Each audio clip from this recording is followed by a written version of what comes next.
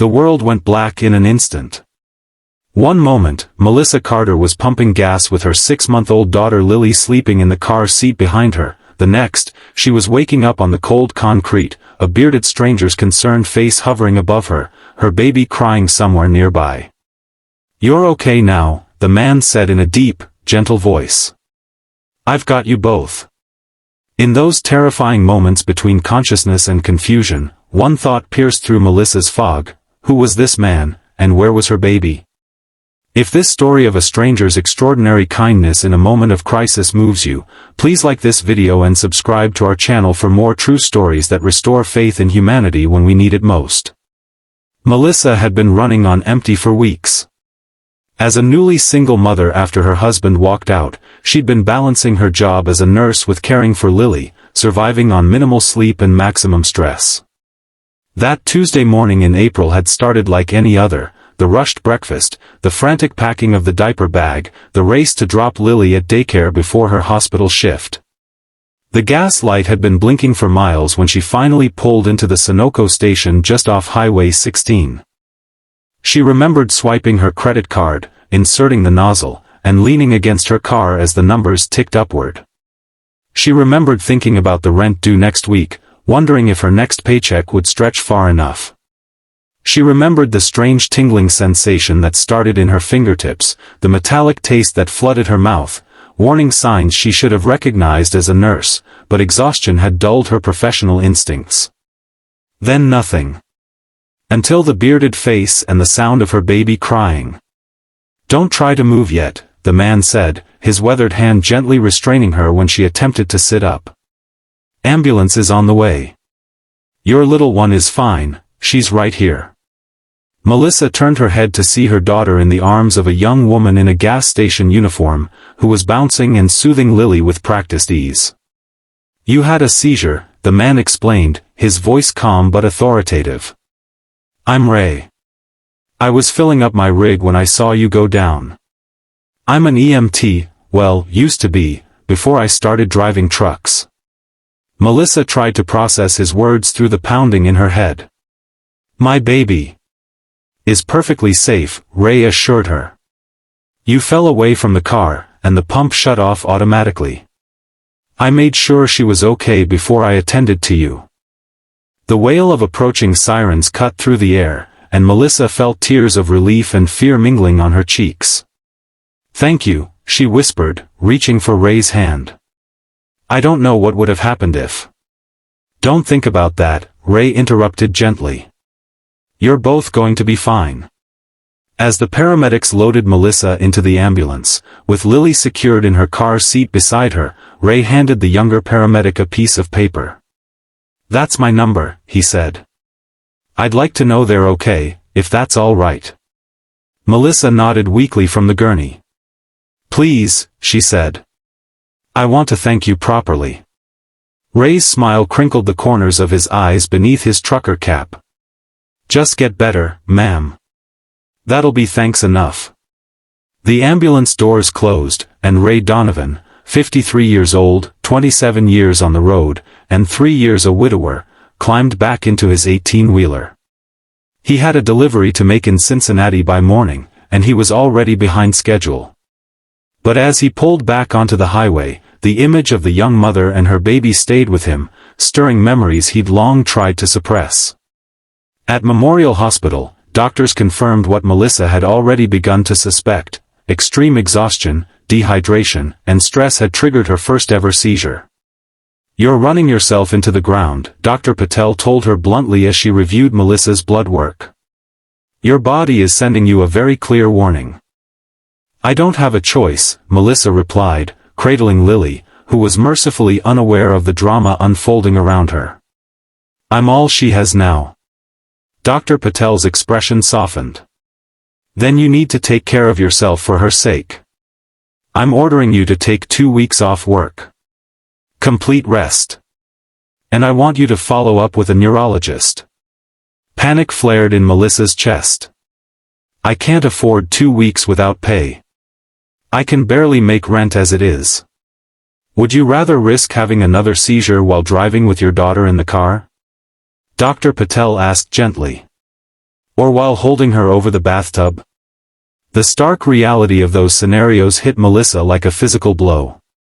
She looked down at Lily's perfect face, her tiny hand wrapped around Melissa's finger, and knew she had no choice.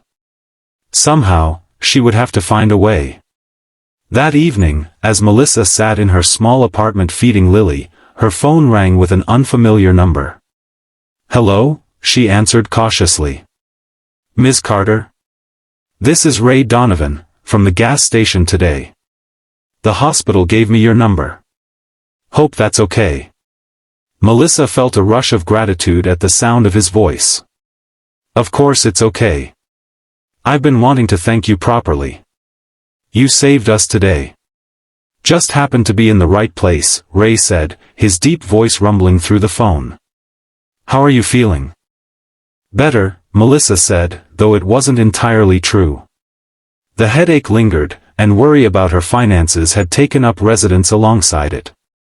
"They say I need rest, but..." She trailed off, not wanting to burden this stranger with her problems. "But that's easier said than done with a little one and bills to pay," Ray finished for her. "Exactly," Melissa said, surprised by his perception. There was a brief silence before Ray spoke again. "Look, I don't want to overstep, but I've been thinking. My sister lives in your town, Marysville, right? She's been after me for years to visit more often. I've got some vacation time coming up, and I was wondering if you might let me help out for a few days. Just until you get back on your feet." Melissa was stunned by the offer. "That's incredibly kind, but I couldn't impose." "It's not an imposition," Ray interrupted. "Truth is, you'd be doing me a favor. Ever since my wife passed, being on the road all the time gets lonely. And I miss feeling useful for something besides delivering freight." Something in his tone, a mixture of sincerity and a hint of the same loneliness she felt, made Melissa hesitate before refusing again. "I don't even know you," she said finally. "Fair enough," Ray acknowledged. "How about this? I'll be staying with my sister Carol starting Friday. She's a retired kindergarten teacher, salt of the earth type. Why don't you meet us both for coffee? No obligations. You can decide if I'm trustworthy enough to let near your little one." Against her better judgment, Melissa found herself agreeing. After hanging up, she wondered if exhaustion had affected her decision-making. Yet something about Ray's straightforward manner and the memory of his calm presence during her crisis made her want to trust him. Friday arrived, and Melissa found herself sitting across from Ray and his sister Carol at a local cafe. Lily was contentedly chewing on a teething toy in her stroller beside them. Carol Donovan was exactly as Ray had described her, a warm, no-nonsense woman in her 60s with the same kind eyes as her brother. "My brother told me what happened," she said, reaching over to squeeze Melissa's hand. "Scared the daylights out of me just hearing about it. I can't imagine how terrifying it was for you." "It was," Melissa admitted. "The worst part was not knowing if Lily was safe when I came to." Ray, dressed in jeans and a flannel shirt rather than the trucker gear she remembered, nodded solemnly.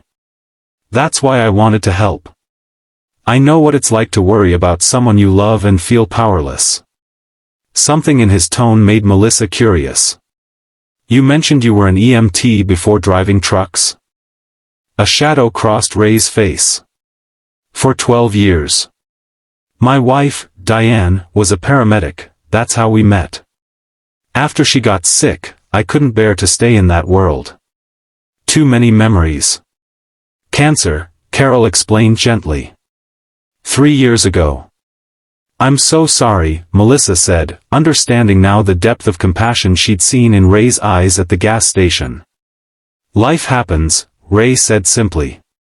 "You adapt. Like you're doing now." By the end of their coffee meeting, Melissa had made her decision. Ray would come by for a few hours each day to help with Lily while Melissa rested. Carol vouched for her brother's character. He's been taking care of people his whole life, and something in Melissa's nurse's intuition told her she could trust this man who had appeared in her life at precisely the moment she needed help most. The arrangement began tentatively. The first day, Ray arrived at Melissa's apartment with a casserole Carol had made and an awkward determination to be useful. "I'm a little out of practice with babies," he admitted as he watched Melissa change Lily's diaper. "My daughter's 28 now, and my grandkids are both in elementary school." "You have grandchildren?" Melissa asked, surprised. Ray nodded, pulling out his phone to show her pictures of two smiling children. "Ellie and Jake. They live in Colorado with my daughter and son-in-law. I see them when I can, but long-haul driving doesn't leave much time for family." "That must be hard," Melissa said, handing Lily to him carefully. Ray cradled the baby with more confidence than he'd claimed to have. "It is one of the reasons I'm thinking about making some changes. Maybe find local routes, settle down somewhere." As the days passed, a routine developed. Ray would arrive mid-morning, often with groceries or a meal from Carol. He'd take care of Lily while Melissa napped or simply rested. He proved surprisingly adept with the baby, his large hands gentle as he changed diapers or prepared bottles. "You're a natural," Melissa commented one afternoon, watching as Ray patiently fed Lily her pureed carrots. "Babies are easy," Ray said with a smile. "They let you know exactly what they need. It's adults who complicate things." Gradually, Melissa began to share more about her situation, how her husband had left when Lily was just 2 months old, claiming he wasn't ready for fatherhood. How she'd been working double shifts to make ends meet. How isolated she'd felt, too proud to ask for help even as she was drowning. In turn, Ray told her about his years on the road, the solitude that had become both comfort and curse after Diane died. "Driving gave me purpose when I needed it most," he explained. "But lately I've been wondering if it's time for something else." By the end of the first week, Melissa's health had improved significantly. The follow-up with the neurologist had been reassuring. The seizure appeared to be an isolated incident triggered by extreme stress and exhaustion, not a sign of underlying epilepsy. But returning to her previous lifestyle was not an option. "I need to make changes," she admitted to Ray as they sat on her small balcony one evening, Lily asleep in her crib inside. "But I don't know how. Daycare costs almost as much as I make, and I can't work fewer hours and still pay rent." Ray was quiet for a long moment, watching the sunset paint the sky in shades of orange and pink. "I might have a solution," he said finally. "If you're willing to consider something unconventional." Melissa looked at him curiously. "I'm listening. Carol's been trying to convince me to move back to Marysville for years. Her house is too big for just her, and she's not getting any younger. I've been thinking about taking her up on it, finding local driving work." He paused, seeming to choose his words carefully. "The second floor of her house is a separate apartment. It's been empty since her son moved out. She mentioned yesterday that it would be perfect for a young mother and baby." Melissa stared at him, processing his words. "Are you suggesting reduced rent in exchange for helping Carol around the house?" Ray clarified quickly. "She's independent, but the yard work and maintenance are getting to be too much. And she'd love having a baby around. She was a kindergarten teacher for 40 years, kids are her life." "I barely know you both," Melissa said, though without conviction. Ray smiled. "You know us better than you did a week ago. And you're a good judge of character, I can tell. But there's no pressure. Just something to consider." That night, after Ray had gone, Melissa stood in Lily's room watching her daughter sleep. The past week had shown her something she'd been too stubborn to admit before: she couldn't do everything alone. And more importantly, she didn't have to. The next morning, she called Carol and asked if she could see the apartment. The transition wasn't seamless. Moving, even to a place just across town, was stressful with a baby. Explaining to her coworkers and the few friends she'd made since moving to Marysville that she was moving in with a woman she'd just met, and the brother who'd saved her at a gas station, raised some eyebrows. "Are you sure about this?" her colleague Nina asked when Melissa returned to work part-time after her medical leave. It sounds unusual. It is unusual, Melissa acknowledged. But sometimes help comes from unexpected places. And help it was. The apartment in Carol's house was spacious and sunny, with a separate entrance and a small yard where Lily could play as she grew. The rent was half what Melissa had been paying, and Carol proved to be not just a landlord but a surrogate grandmother to Lily, always willing to watch her when Melissa needed to work or simply needed a break. Ray, true to his word, found local driving work that allowed him to be home most nights. He moved into Carol's house, and gradually became a fixture in Melissa and Lily's life, the steady, calming presence who could always be counted on in a crisis, big or small. 6 months after the seizure at the gas station, Melissa sat on Carol's back porch watching Ray push Lily on the swing he'd built for her. The summer evening was warm, fireflies beginning to blink in the gathering dusk. "He's different since you two came into our lives," Carol said, settling into the chair beside Melissa. "Happier. More like his old self." "We're the ones who should be grateful," Melissa replied. "I don't know what would have happened if he hadn't been there that day." Carol patted her hand. "That's how life works sometimes. The right people show up exactly when you need them." As if sensing they were talking about him, Ray looked up and waved. Lily, seeing her mother, squealed with delight and reached out her arms. "Dada," she called clearly, the word hanging in the air between them. Ray froze, his expression a mixture of shock and something more complex. He looked at Melissa uncertainly. Melissa felt tears spring to her eyes, but they weren't tears of sadness or loss. They were tears of recognition, of the family they had somehow formed out of crisis and kindness. "It's okay," she called to Ray. "She knows who loves her." Later that night, after Lily was asleep, Melissa and Ray sat on the steps of the back porch, a comfortable silence between them. About what Lily said today, Ray began hesitantly. "She's at that age," Melissa said. "Learning words, making connections." "I don't want to overstep," Ray said, his voice uncharacteristically uncertain. "I know I'm not." "You're the man who saved us," Melissa interrupted gently. "Who's been there every day since? Who loves her?" She paused, gathering her courage. "Who I've grown to care for more than I thought possible." Ray turned to look at her, surprise and hope mingling in his expression. "I didn't expect any of this when I stopped to help that day." "Neither did I," Melissa admitted. "But I'm grateful for it. All of it." Ray's hand found hers in the darkness, his calloused palm warm against her skin. "Me too," he said simply.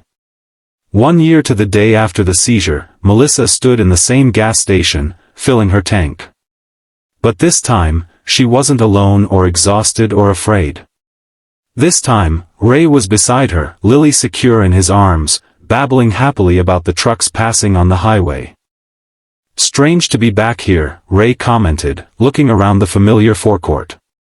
"Not strange," Melissa corrected him, replacing the nozzle and closing her gas cap. "Full circle."